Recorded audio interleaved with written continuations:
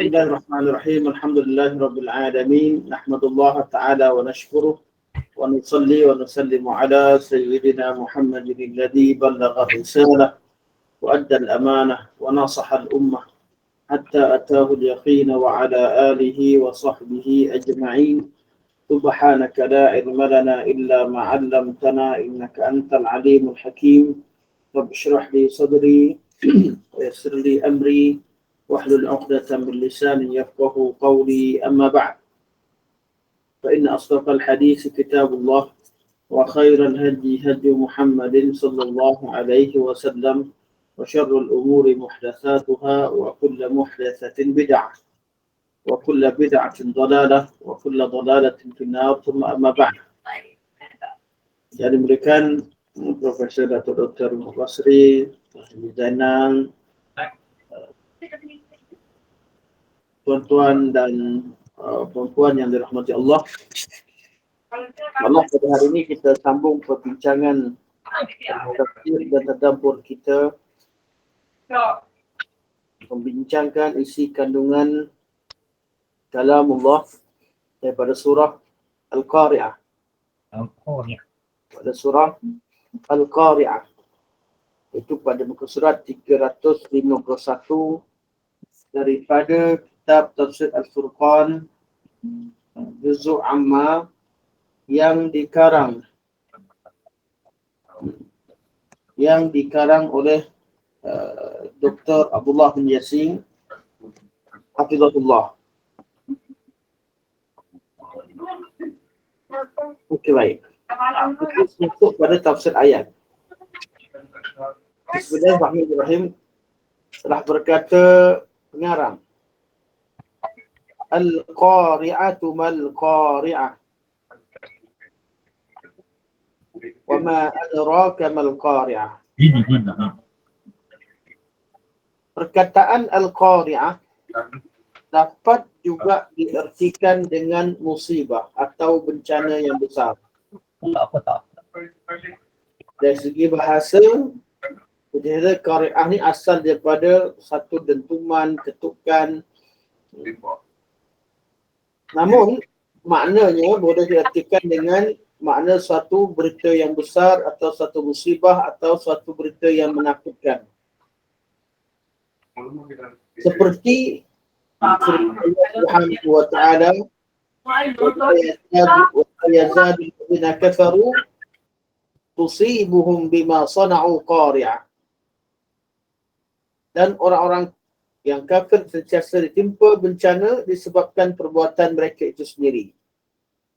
Perbuatan mereka oleh kerana bima sana'u, dengan apa yang mereka lakukan, qari'ah artinya bencana.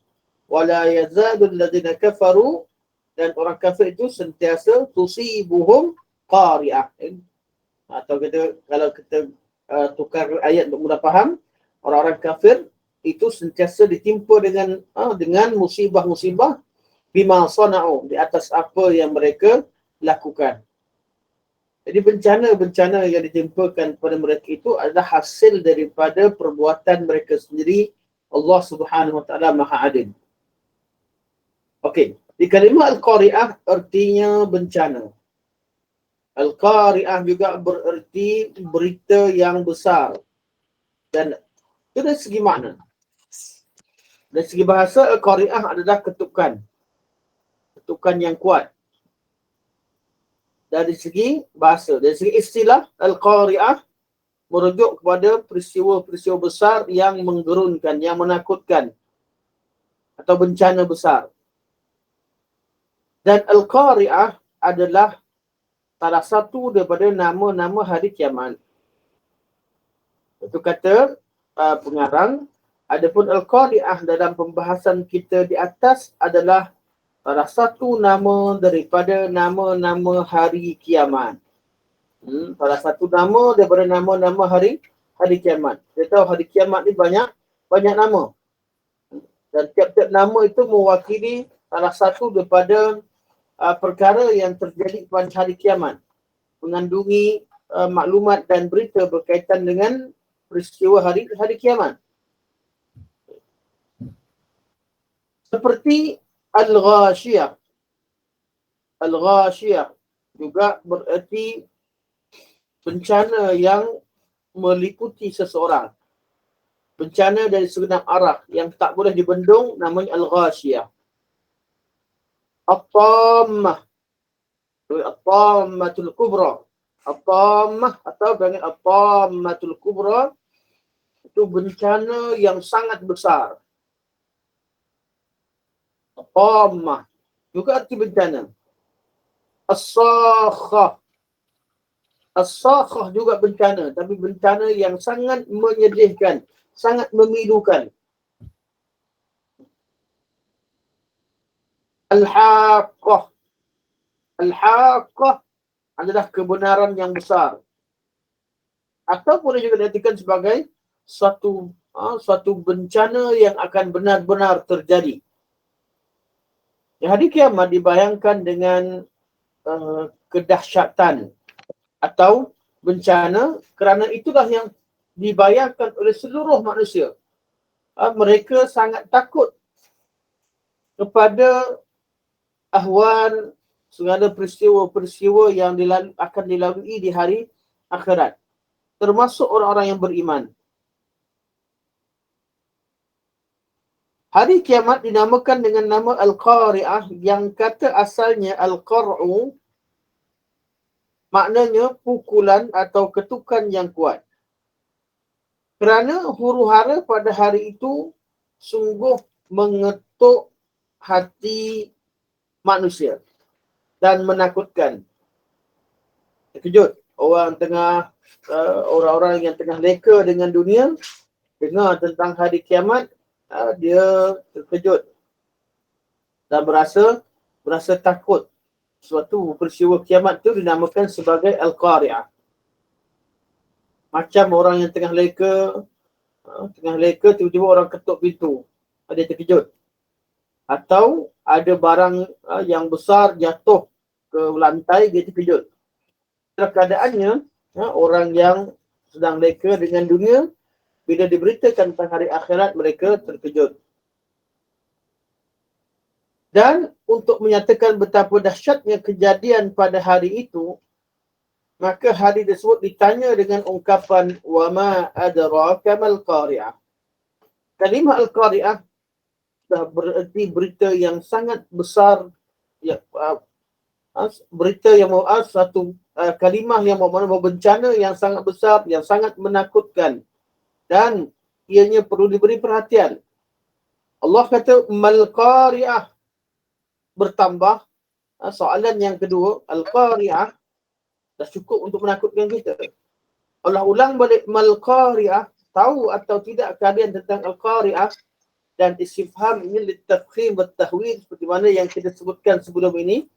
Istifham untuk soalan untuk menyatakan berita yang akan disampaikan ini adalah berita yang sangat besar dan sangat menakutkan. Adanya haul padanya, adanya peristiwa-peristiwa besar padanya. Jadi kalau kita Allah ulang Al-Qari'ah, Mal-Qari'ah, pengulangan tadi untuk menarik perhatian manusia. Kalimah Al-Qari'ah dah cukup menakutkan, merisaukan. Ditambah dengan Mal-Qari'ah, uslub dan gaya bahasa yang Allah gunakan menunjukkan bahawa tak cukup untuk kita dengar sekali berita menakutkan. Perlu diingatkan lagi, bencana itu sangat besar sehingga Allah ulang Mal-Qari'ah. Soalan ini dinamakan sebagai al-istifham litafkhim wa tahwil. Soalan untuk tafkhim, membesarkan satu perkara, atau bagi ta'zim, atau benda yang besar, wa tahwil. Mal-Qari'ah menambahkan lagi kekuatan mesej yang dibawa dalam surah ini untuk menegaskan bahawa pada hari tersebut tidaklah mudah. Ia hari yang menakutkan. Kemudian Allah ulang. Allah kata, وَمَا أَدْرَاكَ مَا الْقَارِعَةُ. Lepas Mal-Qari'ah menakutkan. Mal-Qari'ah berita yang besar yang sangat menakutkan. Allah tak kali ketiga Allah ulang lagi. Allah kata, "Wa ma adraka mal qari'ah?" Tahu tak kalian apakah hari kiamat tersebut? Macam mana hari kiamat tersebut? Ini kali ketiga. Kalimah wa ma adraka. Hakikat ini sebagaimana pertanyaan untuk Lailatul Qadar dan hari pembalasan, iaitu hari Ad-Din. Allah kata, "Inna anzalnahu fi Lailatul Qadri." Lailatul Qadri maknanya dah mengandungi makna Al-Qadar. Satu malam yang agung. Kita kata Al-Qadar. Kalimah syukur wa taqdir. Kalimah ucapan terima kasih dan penghargaan. Al-Qadar, hari yang malam yang berharga. Malam yang mempunyai kadar kedudukan yang tinggi. Wa ma adraka ma Lailatul Qadri? Allah tanya balik untuk kita, ini istifham dengan tujuan ditafkhim. Kerana ramai orang yang tidak merebut peluang untuk beramal ibadah pada malam Lailatul Qadar. Begitu juga pada kalimah ad-din. Wa ma adraka ma yaumuddin? Tahu tak kalian apa dia hari pembalasan? Yauma la tamliku nafsun li nafsin syai'an wal amru yauma idzin lillah. Jadi kalimah wa ma adraka, wa ma adraka yang diguna dalam surah Al-Qari'ah sama macam wa ma adraka yang diguna pada surah Al-Qadar dan juga dalam surah Al-Infitar. Wa ma adraka mal qari'ah. Al-qari'atu mal qari'ah. Wa ma adraka mal qari'ah. Kalimah ataupun penggunaan kalimah wa ma adraka mal qari'ah kita jumpa dalam Al-Quranul Karim 12 kali. Kalimah wa ma adraka. Secara umum kalimah wa ma adraka kita temukan 12 kali dalam Al-Quranul Karim. Manakala kalimah wa ma yudrika kita jumpa 3 kali. Apa yang membezakan antara kalimah wa ma adraka dan wa ma yudrika? Wa ma adraka dalam Al-Quranul Karim, bila disebutkan kalimah wa ma adraka, akan ada jawapannya. Allah tanya dan Allah jawab. Allah tanya, Allah jawab. Macam ayat ni, Al-Qari'atu mal qari'ah, wa ma adraka mal qari'ah. Allah jawab, Yawma yakunun nasu kal farashil mabthuf. Inna anzalnahu fi Lailatul Qadri wa ma adraka ma Lailatul Qadr. Lailatul Qadri khairum min alfi syahr. Lailatul Qadar lebih baik daripada 1000 bulan. Tanazzalul malaikatu warruhu fiha bi'izni rabbihim min kulli amr. Salamun hiya hatta matla'il fajr. Allah Subhanahu wa taala bila sebut kalimah wa ma adraka, tahu ke tidak, Allah akan detailkan selepas itu makna kalimah ataupun ayat berita yang disampaikan tersebut. Manakala kalimah wa ma yudrika yang ditemukan sebanyak 3 kali dalam Al-Quran Al-Karim, semua soalan-soalan tersebut tidak disebutkan jawapannya. Tidak disebutkan jawapan. Wa ma yudrika la'allahu yazakka. Tak ada jawapan. Beza dengan wa ma adraka. Wa ma adraka akan ada jawapan. Wa ma adraka ma hiya narun hamiyah.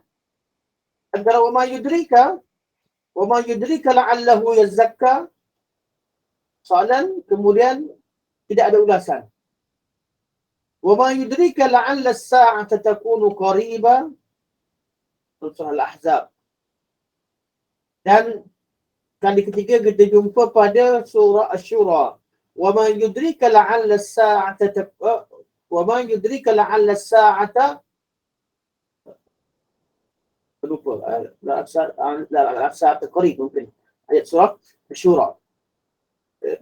Jadi kalimah wa ma yudrika tidak ada jawapannya dalam ayat tersebut. Berbeza dengan wa ma adraka. Ini dari segi cara penggunaan. Beza antara kalimah wa ma adraka dengan wa ma yudrika. Dari segi makna, dua-dua kalimah ini istifham bitafkhim. Tanya dengan tujuan Allah Subhanahu wa taala untuk menarik perhatian kita tentang satu perkara yang besar yang dibincangkan dalam ayat surah tersebut. Cuma wa ma yudrika, kitalah sendiri yang fikirkan tentang kedahsyatannya.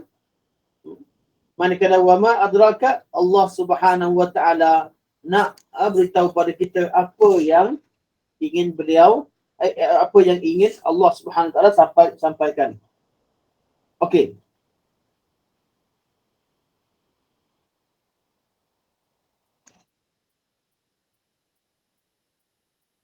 Sebagaimana dimaklumi bahawa Lailatul Qadar dan hari pembalasan sangat hebat dan dahsyat.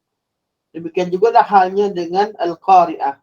Ia adalah peristiwa yang sangat dahsyat sehingga tidak mampu akal manusia untuk memikirkannya. Namun demikian, untuk menggambarkan betapa hebat huru-hara dan kegoncangan pada hari itu, Allah Subhanahu wa taala menafsirkannya melalui ayat-ayat berikut. Jadi ayat wa ma adraka, ayat yang setelah wa ma adraka akan kita temukan tafsirannya dalam surah itu sendiri, dalam ayat itu sendiri. Allah ulas semua ayat yang ada wa ma adraka mal aqabah, fakku raqabah. Allah terangkan apa makna aqabah. Wa ma adraka mat tariq, wa ma adraka ma sijjin. Semua kita akan jumpa jawapan Allah. Tanya, Allah jawab, inna kitabal fujjar lafi sijjin. Sama juga ayat yang lain, Allah terangkan. Di sini Allah terangkan yauma yakunun nasu kal farashil mabthut. Pada suatu hari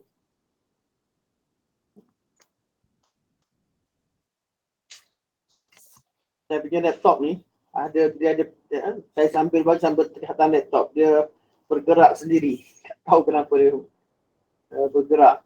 Ada satu. Jadi saya sambil baca sambil kadang-kadang skrin dia bergerak ke bawah sendiri.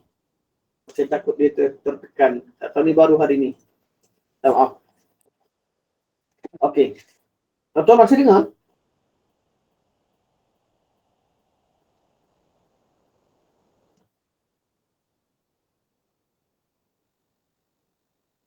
Korang dengar ke suara saya? Okey, boleh dah. Okey, baik. Alhamdulillah. Boleh. Skrin dia bergerak sendiri. Saya tak tahu masih connect atau tidak. Okey. Jatuh. Jadi okey, insyaAllah. Okey, nampak dah insyaAllah. Okey.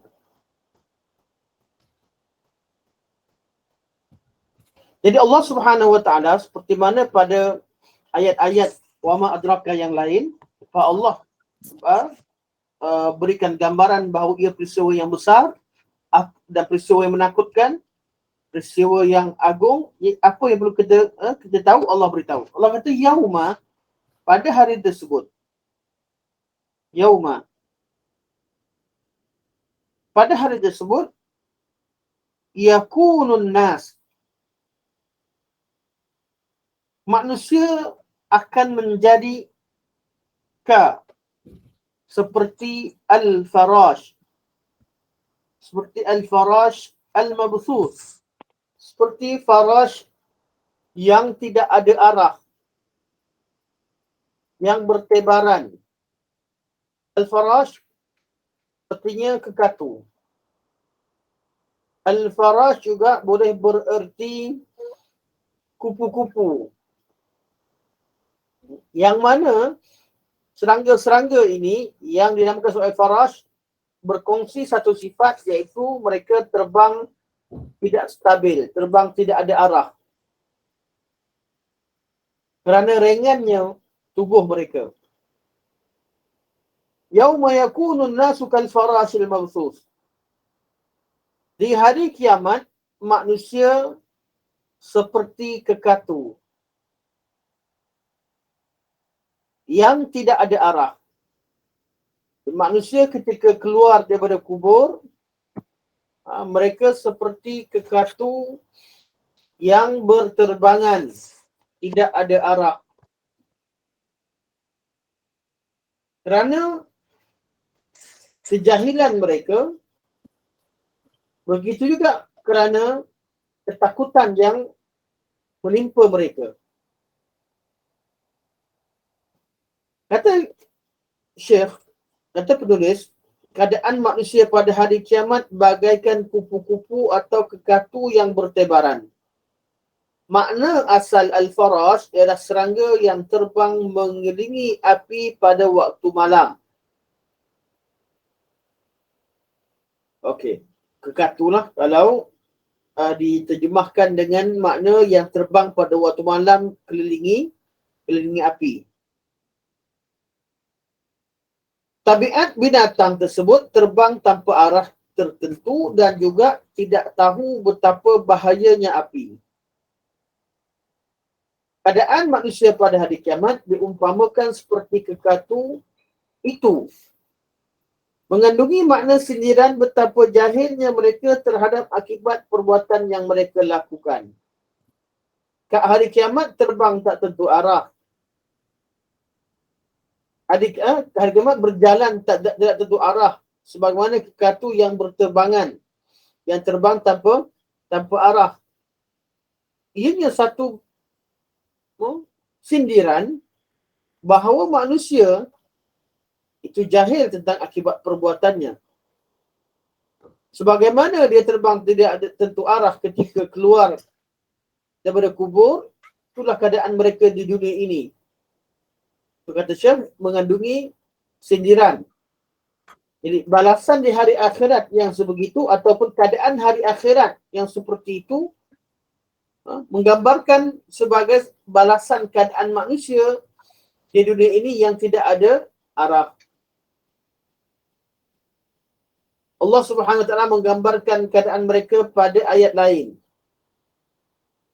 Allah bayangkan pada ayat lain keadaan bagaimana manusia keluar daripada kubur. Allah berfirman, "Kul ka'annahum jaradum muntashir." Mereka seperti belalang-belalang yang bertebaran, yang jumlahnya sangat ramai. Jadi kalau belalang keluar tu ramai. Itu keadaan juga ketika belalang sebelum belalang yang jumlah yang banyak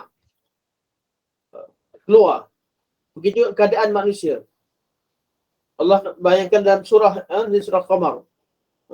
Surah Qamar, Allah khusya'an absaruhum yakhrujuna minal ajdath ka'annahum jaradum muntashir. Keluar daripada kubur, mata manusia takut, tunduk dalam keadaan takut dan berjalan seperti belalang yang dikumpulkan ataupun yang keluar ramai-ramai. Dalam ayat ini Allah kata, yauma yakunun nasu kal farashil mabthus. Hari itu manusia seperti kekatu. Kekatu ni terbang tak ada arah. Tetapi jarad, belalang, jaradum muntashir bukan bukan bererti tidak ada arah, tapi dia terlalu ramai. Pertebaran terlalu ramai, tapi satu arah. Al-farash terbang tak ada arah. Kekatu terbang tak ada arah. Secara rawak. Manakala belalang, mereka kalau keluar ramai-ramai, bila keluar banyak-banyak, belalang akan bergerak dalam satu arah. Ulama tafsir membincangkan dua ayat ini. Dua gambaran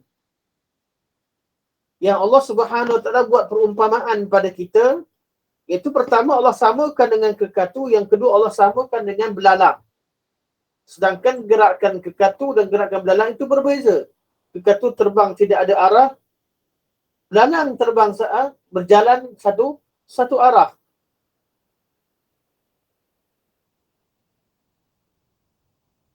Dan merujuk kepada peristiwa yang sama, iaitu pada hari kiamat dan pada hari ketika mereka dikeluarkan daripada kubur. Mereka dibangkitkan daripada kubur. Tempat dia sama-sama yakhrujuna minal ajdath, masa keluar dari kubur. Jadi apa yang macam mana cara nak tafsirkan keadaan manusia? Ulama-ulama tafsir secara umum menterjemahkan bahawa dua keadaan ini, keadaan kekatu dan keadaan belalang, adalah pada dua keadaan yang berlaku di hari kiamat. Kali pertama keluar daripada kubur, mereka takut, mereka gerun dan mereka terpinga-pinga, tak tahu arah, mereka pun berjalan, berlanggar satu sama lain, bertembak, dan keadaan itu keadaan pada kali pertama keluar daripada kuburan. Tidak ada arah dan tak tahu nak ke mana. Itulah keadaan manusia ramai-ramai seperti kekatu.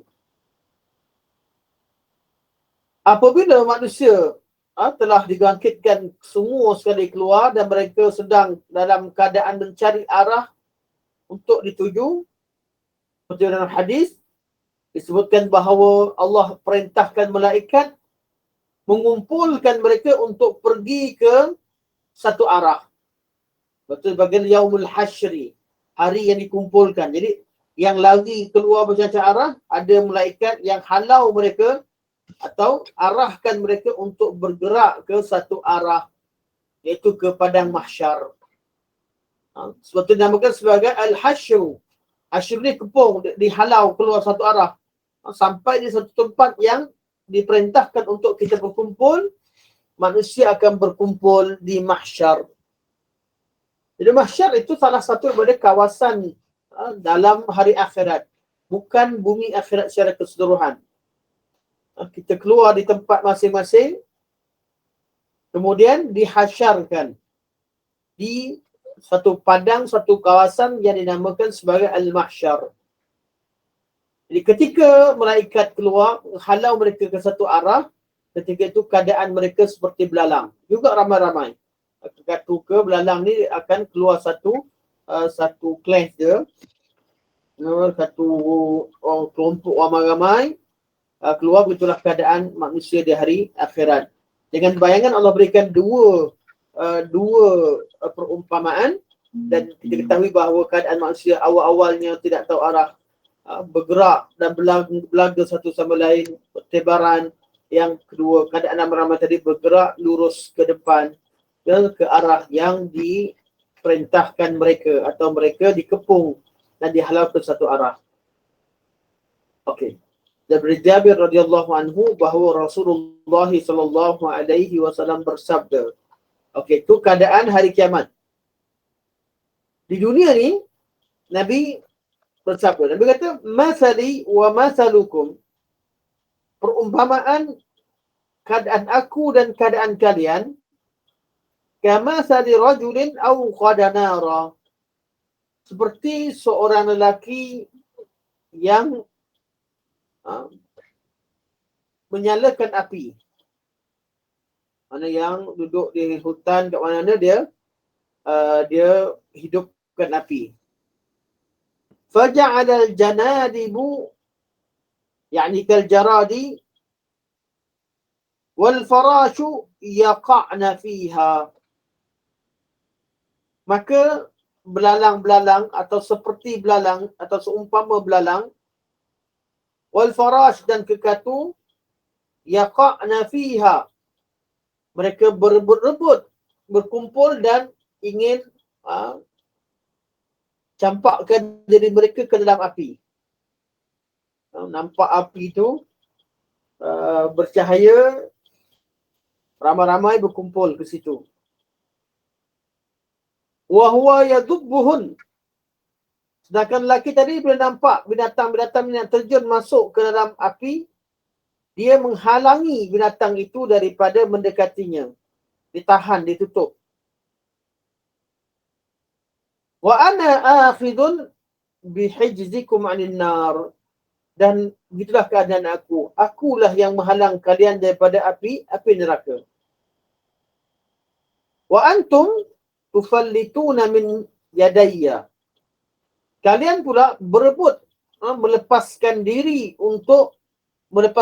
daripada tanganku kerana ingin terjun ke api. Allah Subhanahu Wa Taala ciptakan kita kat dunia ini dengan ujian. Kita tak nak ada dua tempat saja. Dia tak ada tempat yang tengah-tengah. Sama ada ke syurga atau ke neraka. Kalau duduk di tengah-tengah di Araf sekalipun, itu menunggu keputusan untuk ke syurga atau ke neraka, dan kita tahu keputusannya ke syurga. Kita tak boleh jadi, tidak ada pilihan untuk tinggal di tempat lain atau untuk mati tanpa melalui ujian hidup. Nak tak nak, kita adalah hamba Allah. Jadi, syurga dan neraka dah disiapkan. Kita ikutlah sunnah Rasulullah, agama yang dibawa oleh Rasulullah SAW, kerana Rasulullah adalah orang yang menyelamatkan kita daripada api neraka. Iaitu, Allah yang selamatkan. Nabi halang kita. Itu yang selamatkan kita daripada mendekati api neraka. Cuma di kalangan manusia ramai yang cari jalan untuk terlepas daripada sunnah Rasulullah. Akhirnya mereka terjun ke dalam api neraka. Imam Az-Zamakhsyari berkata, iaitu keadaan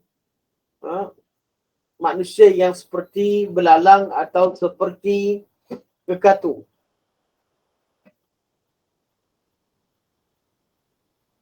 Mereka diumpamakan bagaikan kekatu kerana beberapa sebab.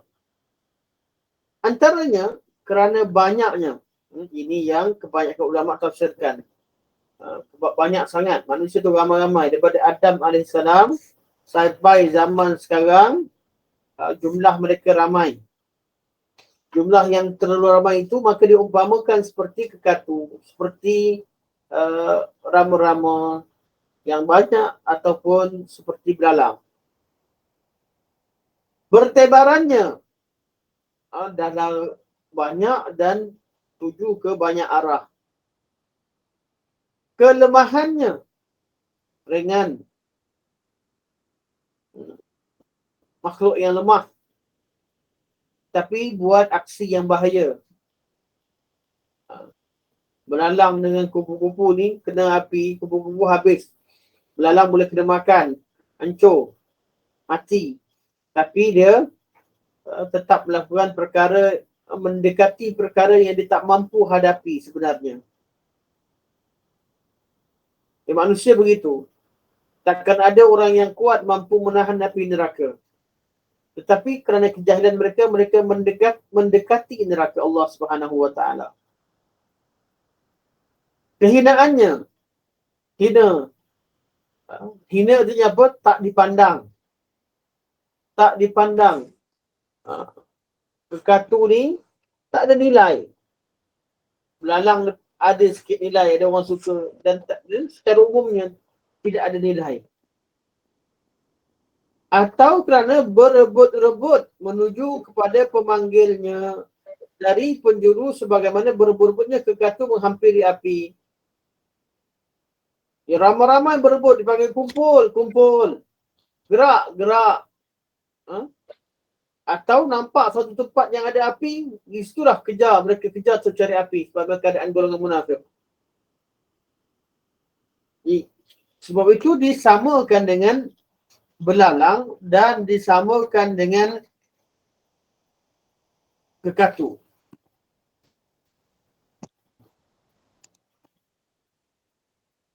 Wa takunul muka surat 354. Yauma yakunun nasu kal farashil mabthus. Manusia pada hari itu seperti belalang.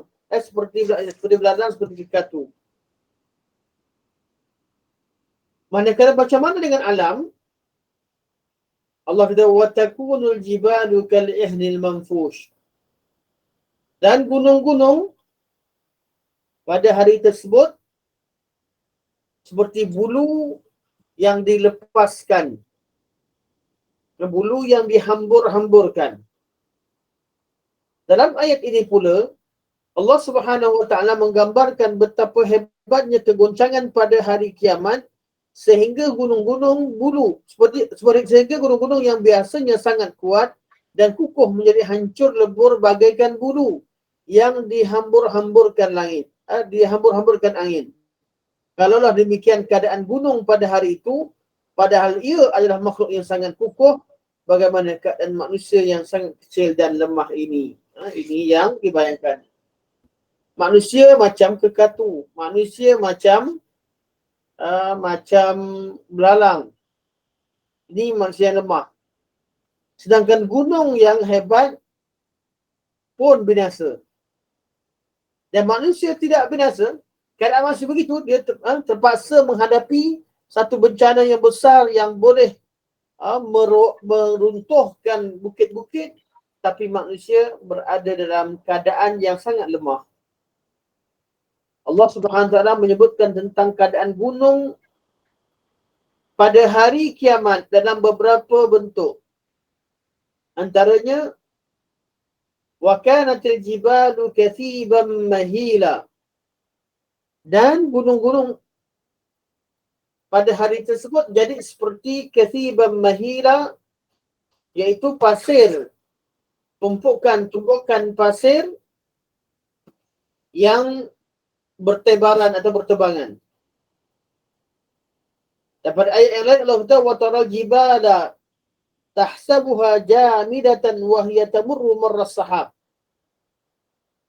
Ini keadaan di dunia sebenarnya. Bagi yang menafsirkannya dengan keadaan dunia, iaitu bukit itu berjalan dan kamu lihat gunung-gunung, kamu sangka dia tetap di tempatnya padahal ia berjalan sebagai jalannya awan. Ini keadaan di dunia. Cuma kalau nak dimanakan dengan hari kiamat seperti yang dibawa oleh penulis kat sini, kalimah tamurru marras sahab adalah gunung ini menjadi hancur dan lebur dan bergerak meninggalkan tempat asalnya. Wallahu a'lam, itu yang ingin dikatakan. Cuma ayat ini kebanyakan ulama tafsir masukkan dalam ayat berkaitan dengan apa yang berlaku di gunung-gunung di dunia. Ayat pertama jelas itu adalah ayat berkaitan hari akhirat. Setelah Allah Subhanahu Wa Taala menyebutkan betapa dahsyatnya keadaan Al-Qari'ah sebagai amaran dan peringatan kepada umat manusia, lalu hari itu secara global atau garis besarnya bahawa mereka akan terbahagi kepada dua golongan, iaitu golongan yang akan hidup berbahagia, as-su'ada, dan golongan yang akan menderita, iaitu al-ashqiya. Ini istilah orang yang dapat syurga, yang bahagia akhirat, namanya as-sa'id. Kalau ramai as-su'ada, dan orang yang akan dihukumkan dengan neraka menderita hari kiamat, namanya as-syaqi. As-syaqi dan jamaknya al-ashqiya. Untuk menentukan siapa yang akan bahagia dan sebaliknya menderita terlebih dahulu, amalan mereka akan ditimbang. Jadi keadaan huru-hara semua sekali, orang semua dah takut. Semua dah takut, dah risau. Dan mereka tahu bahawa tidak ada apa yang menyelamatkan mereka kecuali timbangan. Kecuali amalan baru timbang, maka Allah SWT bawakan ayat selepasnya untuk menerangkan tentang bagaimana proses seterusnya yang Allah lakukan setelah mereka melalui perkara-perkara yang di mahsyar seperti mana dibincangkan dalam ayat sebelumnya. Dan sampai di mahsyar mereka akan dihitung, iaitu dengan cara mizan yang disebutkan dalam ayat ini atau dengan cara-cara yang lain disebutkan ayat yang lain yang insyaAllah akan kita sambung dan cerita pada kelas akan datang insyaAllah. Kita sampai sini dan kita buka pada soalan insyaAllah. Jadi insyaAllah kalimah akhir saya lupa. Kata Syekh, kita wajib meyakini akan adanya timbangan ataupun mizan pada hari kiamat. Kerana Allah Subhanahu Wa Taala menyebutkan dalam firman-Nya, "Wa nad'ul mawazin al-qista li yaumil qiyamah." Dan kami akan memasangkan timbangan yang tepat pada hari akhiran. Keyakinan akan adanya mizan atau timbangan ini termasuk ke dalam iman pada hari kiamat. Okey, sampai sini. InsyaAllah minggu depan kita sambung pada ayat fa'amma man thaqulat mawazinuhu fahuwa fi 'ishatin radiyah. Jadi mizan adalah alat timbangan yang menimbang amalan seseorang, juga menimbang diri seseorang dan menimbang buku catatan yang dicatat amalannya, sama ada buku di kiri ataupun di kanan. Ini fungsi mizan yang Allah Subhanahu Wa Taala terangkan kepada kita dalam ayat ini insya-Allah. Okey, kita buka pada perbincangan dan soalan. Silakan. Silakan. Assalamualaikum Ustaz. Assalamualaikum warahmatullahi wabarakatuh. Nanti tanya hadis daripada Jabir kata Rasulullah bersabda, dan ada ayat dia kat ujung tu, wa ana akhizun tu. Maksudnya aku ingin menghalang kamu. Dengar tak Ustaz? Dengar. Aku ingin menghalang kamu daripada api neraka sedangkan kamu pula ingin terlepas daripada tanganku. Jadi ada tak amalan kita supaya kita tidak berbuat demikian Ustaz? Maksudnya kita tidak ingin terlepas daripada tangan Rasulullah SAW. Di sini adalah gambaran yang Nabi sampaikan. Gambaran keadaannya, macam mana Nabi halang kekatu dan halang belalang jangan mendekati api. Jadi semua amalan-amalan yang ketaatan adalah amalan yang menjauhkan kita dari api neraka, dan semua amalan maksiat itu adalah amalan yang mendekatkan seseorang dalam api neraka.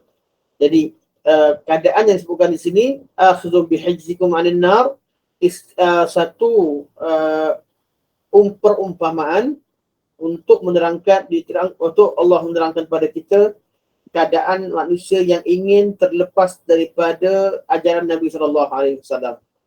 Nabi, api memang wujud. Allah dah cipta api dah. Allah dah, api neraka dah ada, syurga dah ada. Nabi ajak kita ke syurga, dan yang tak nak ke syurga, nak ke neraka, Nabi halang. Tapi ramainya manusia ni, Nabi boleh ajak sahabat semua masuk Islam, tanah Arab Nabi ajak. Tapi lepas pada zaman Nabi, kemudian ramai orang manusia ni. Jadi Nabi hanya mampu tahan dan tutup, halang apabila kita sendiri yang nak selamatkan diri. Tapi kalau kita tidak mengikut sunnah Nabi, kita menjauhi Nabi, ingin terlepas, artinya kita mendekati neraka. Sebab tu Nabi ni adalah berbentuk ayat bayangan. Semua amal ibadah lah. Jadi sama ada kita buka buku yang selalu dibaca di masjid-masjid, 62 amalan pembuka pintu syurga, itu amalan dekat ke syurga. Atau kita baca buku 34 amalan yang bawa ke neraka, itu juga sebagai lawan baginya. Ada 34 amalan ke syurga. Ini semua ni jenis-jenis amalan yang disebutkan sebagai panduan pada kita. Ada yang perlu kita buat, ada yang perlu kita tinggal. Secara khususnya semua amal ibadah. Allahu a'lam. Terima kasih Ustaz. Sama-sama. Dan tangan Nabi itu artinya ajaran Nabi, sunnah Nabi SAW. Terima kasih Ustaz ya. Sama-sama, barakallahu fiik. Ada soalan lain?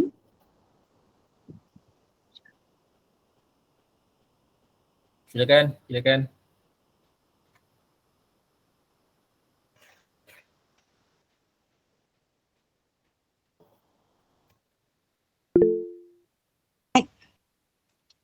Silakan Aunty Rahimah.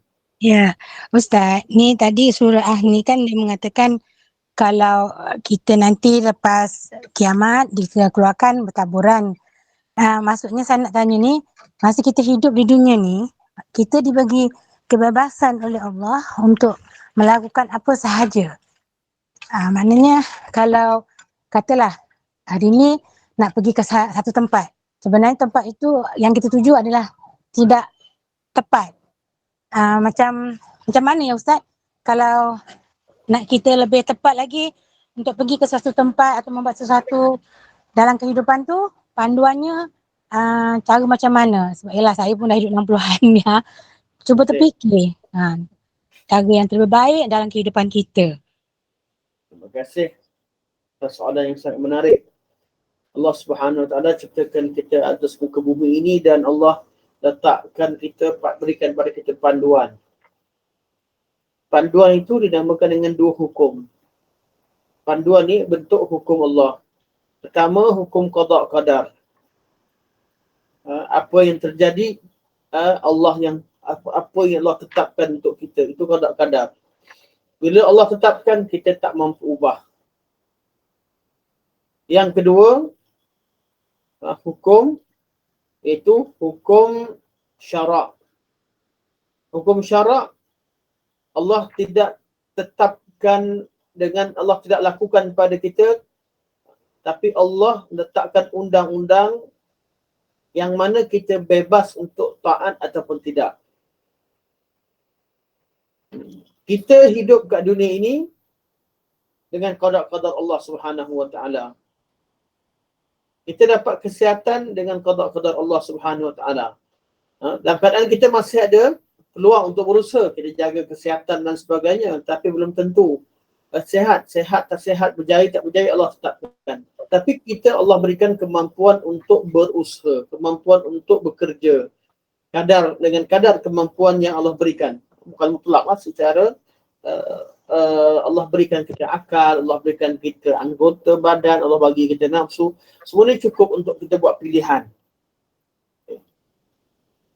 Apa yang berlaku dengan kehendak Allah, itu Allah tetapkan pada kita qada qadar, itu ketetapan Allah, dan ketetapan itu tidak mengandungi dosa atau pahala. Kita tak berdosa kerana miskin atau kaya. Kita tak berdosa kerana jadi anak kepada seorang penzina, kerana ada orang lahir daripada hasil perzinaan. Dan bab dia, kita tidak menanggung dosa mereka. Kita kadang itu tidak menjadikan seseorang itu hina ataupun mulia. Tidak. Qada qadar Allah itu adalah ketetapan Allah, ujian Allah kepada hamba-Nya. Hamba ni boleh buat apa? Kita tahu apa yang kita mampu buat. Cuma Allah letakkan undang-undang, hukum syarak untuk mengatur pilihan manusia. Ada yang boleh, ada yang tak boleh. Ada yang halal, ada yang haram. Jadi kita kat dunia macam mana? Kita kena cek. Untuk qada-qadar, oleh kerana Allah yang tetapkan, yang kita mampu lakukan adalah kita bersabar ataupun kita bersyukur ataupun reda dengan ketetapan Allah Subhanahu Wa Taala. Itu sebab Allah tetapkan. Apa yang kita mampu buat, kita pilihan kita. Kita boleh buat kejar perkara akhirat, ini ibadah, buat amal ibadah, alhamdulillah. Kita boleh kejar keduniaan kita, kekayaan dan sebagainya, pangkat, boleh, tapi jangan leka. Boleh, jangan sampai lupakan akhirat. Boleh, asalkan dalam urusan yang dihalalkan, bukan yang diharamkan. Kita nak lepak, dunia pun tidak, akhirat pun tidak, hidup sia-sia. Kita akan jadi manusia yang tidak ada nilainya kerana membuang masa begitu sahaja. Jadi makhluk ni Allah berikan kekuatan pada mereka, bagikan pilihan. Manusia yang Allah berikan pilihan. Dalam keadaan pilihan itu Allah letakkan undang-undang. Allah sediakan semua. Yang baik, hadainahum najdain. Allah bila cipta manusia ni, Allah ciptakan, Allah tunjukkan yang mana betul, yang mana salah, dan mereka dah pilih untuk pergi panjat ke bukit mana satu, bukit kebaikan atau bukit kejahatan. An-Najdain 2 bukit. Banyak ajaran Allah beritahu kebaikan yang kita boleh buat. Banyak larangan-larangan yang Allah beritahu. 2 kebaikan, benda yang buruk dan benda yang baik ni kita boleh kenal macam nampak 2 bukit. Nak pergi ke mana kita pilih. Kita pilih untuk bergerak. Tapi kalau kita dicampakkan atau kena atau ditakdirkan di atas satu takdir, dia tak berdosa. Tapi kita perlu berusaha sesuai dengan tuntutan syarak. Contohnya, tiba-tiba seseorang yang tak sengaja, dia tak tersalah masuk, terjerah masuk dalam kawasan wanita. Contoh, itu dia tak sengaja dengan takdir Allah. Jadi dia cepat-cepat dia keluar dan memohon ampun dengan Allah dan minta maaf dengan orang. Kalau perlu. Jadi itu keadaan dia tak sengaja. Kalau dengan pilihan dia hendaklah hanya memilih perkara-perkara yang ditetapkan oleh syarak. Orang tak sengaja. Orang kemampuan kita memandu. Kita memandu dengan kita ambil lesen, kita memandu. Itu kemampuan kita. Mandulah dengan ikut undang-undang yang betul. Jadi bila memandu ikut undang-undang yang ditetapkan oleh kerajaan, insya-Allah selamat. Kadang-kadang terjadi perkara luar dugaan. Kemalangan dan sebagainya. Kemalangan itulah qada dan qadar. Qada dan qadar. Jadi bab qada qadar ini adalah ketentuan Allah Subhanahu Wa Taala, bukan dengan pilihan kita. Namun Allah Subhanahu Wa Taala Maha Adil, tidak ada satu qada qadar pun yang boleh menjadikan seorang tidak hina. Wallahu a'lam. Yang tepat betul tak betul, tengok hukum syarak lah. Terima kasih Ustaz. Barulah dah tua-tua ni belajar juga dulu, tapi bila terkena aku ni salah ke buat ni, cara macam mana. Jadi Ustaz terangkan balik ni, alhamdulillah. Semoga menjadi panduan seterusnya dalam hidup saya. Terima kasih banyak Ustaz. Assalamualaikum. Warahmatullahi wabarakatuh. Sebab tu kita kelas-kelas belajar ni adalah supaya kita tak salah buat pilih. Kita tahu yang mana halal, haram, yang mana boleh, tak boleh, apa yang perlu sebagainya. Inilah kelas-kelas untuk belajar hukum syarak. Itu kita nak tahu kehendak Allah. Tak nak kita akan jumpa Allah. Takkan nak jawab dengan Allah, saya tak tahu. Kenapa tak tahu? Saya tak belajar, saya tinggal kelas. Saya tak begini dan begitu. Alasan yang mampu kita berikan kepada Allah, alasan yang kita tahu Allah terima. Tak apa. Tapi kalau alasan kita bagi siap-siap sekarang kita fikir Allah tak terima, jadi usahalah untuk perbaiki diri dan buat semampunya agar kita mampu mampu berhujah atau mampu memberi alasan yang boleh diterima oleh Allah Subhanahu Wa Taala. Saya sungguh-sungguh dah belajar, dulu saya lupa, saya dah bertaubat, saya dah sungguh-sungguh belajar, tengah-tengah belajar meninggal contoh. Belum pandai, ada orang yang belum pandai baca Quran, ada orang belum pandai solat dengan betul, ada orang yang dah solat tapi belum lagi laksanakan ibadah haji, sedangkan dulu dia pernah kaya, umrah, dia pernah pergi tak pergi ke Mekah tapi dia berjalan ke mana-mana.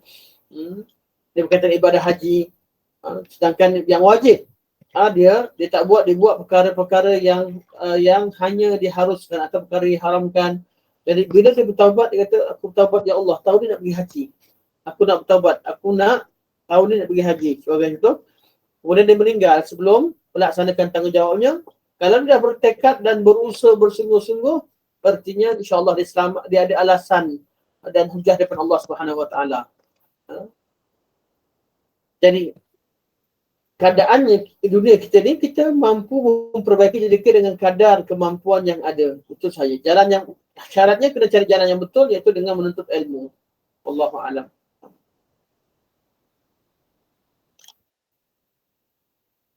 InsyaAllah mungkin kita dah sampai pukul 10. Mungkin sampai sini saja, Prof. InsyaAllah.